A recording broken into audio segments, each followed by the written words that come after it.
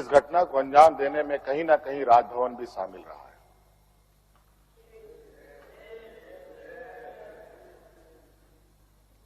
और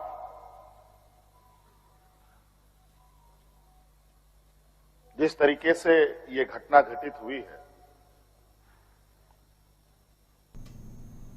मैं बहुत आश्चर्यचकित हूं। इसी खबर पर और अधिक जानकारी के लिए मनीष हमारे साथ जुड़ चुके हैं। मनीष, क्या कुछ अपडेट निकलकर सामने आ रही, क्योंकि अब तो विश्वास मत भी हासिल हो चुका है। बीती 31 जनवरी की रात को क्या कुछ नया आडंबर रचा गया था, क्या कुछ नई प्रतिक्रिया सामने निकलकर आई थी और अब बहुमत साबित हो चुका है, कैसे? अखंड जो राजनीतिक उठापटक था झारखंड में, वो अब विराम लग गया है। जैसा कि हम लोगों ने दर्शकों को दिखाया कि अब राजनीतिक रूप से झारखंड कम से कम इस सेशन के लिए 6 महीने के लिए अस्थिर हो गया है। आज जो विश्वास मत चंपई सोरेन ने प्राप्त किया, इसके बाद से अब 6 महीने तक फिर इन्हें फ्लो टेस्ट करने के लिए नहीं कहा जाएगा, तो राजनीतिक रूप से स्थिर माना जाए। और पिछले लगभग 15 दिनों से जो लगातार उठापटक चल रहा था, कभी निशिकांत दुबे ट्वीट कर रहे थे तो उसका जवाब सत्ता पक्ष की ओर से, जेएमएम की ओर से, कांग्रेस की ओर से लोग दे रहे थे, तो अटकलों का जो बाजार था वो चरम सीमा पर था। अंत समय तक जो भारतीय जनता पार्टी के विधायक हैं, सांसद हैं, उन लोगों ने दावा किया था कि कांग्रेस के विधायक उनके संपर्क में हैं। यहाँ तक कि सीता सोरेन के बारे में बताया गया, वो भी इनके संपर्क में है, वो नाराज चल रही हैं, तो ये विश्वास मत हासिल नहीं कर पाएंगे।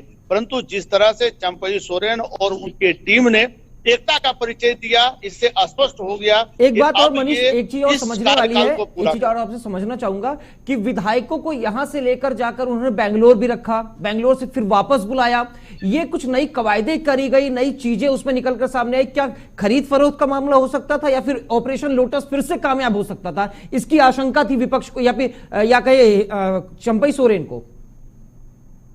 चंपई सोरेन ने अखंड इस विषय पर खुलकर बात किया। उन्होंने कहा कि हॉर्स ट्रेडिंग की जो पद्धति है ये भाजपा ने ही शुरू किया है और हमें डर था कि कहीं हमारे विधायकों को तोड़ ना ले, क्योंकि उन्होंने हवाला दिया बिहार में सरकार टूटती है, सरकार गिरती है, फिर कुछ घंटे में ही सरकार बन जाती है। हम लोगों ने हस्ताक्षर दिया गवर्नर को, बावजूद इसके हमें इतना समय दिया गया, तो अंदेशा यही था कि कहीं विधायक टूटे नहीं। इसके लिए सभी विधायकों को एकजुट करके यहाँ से बाहर ले जाया गया। मनीष, आपने बिहार का जिक्र किया, मनीष आपने बिहार का जिक्र किया, मैं बिहार से ही एक और सवाल लेना चाहूंगा कि बिहार में सुबह इस्तीफा देते हैं नीतीश कुमार, शाम को वो शपथ ले लेते हैं, लेकिन अगर दूसरी जगह हम यहां पर देखें झारखंड में, इसका काफी उलट देखने को मिलता है। तो इसमें क्या राज्यपाल की भूमिका, क्योंकि राज्यपाल की भूमिका पर लगातार सत्ता पक्ष सवाल उठाता नजर आया है।